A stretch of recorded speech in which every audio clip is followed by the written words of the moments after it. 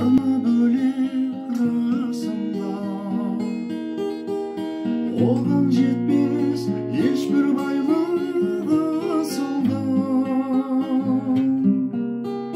Бар кезінде бағалайық құрметке, мәңгі бақи жүре бермес қасымда. Бар кезінде бағалайық құрметке, мәңгі бақи жүре бермес қасымда. Әкелердің орны бөлек расында.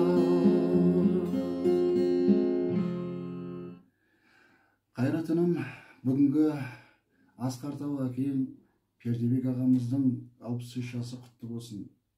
Алла тағалам ол кісіге мынау бала-шағаның қызығына бөленіп, жүзді қарсы алуды нәсіп етсін.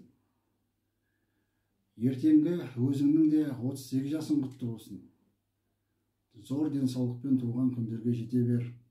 Өнердегі өркенің өсе берсін, жазарың көп болсын, шығармашылық табыс тілеймін.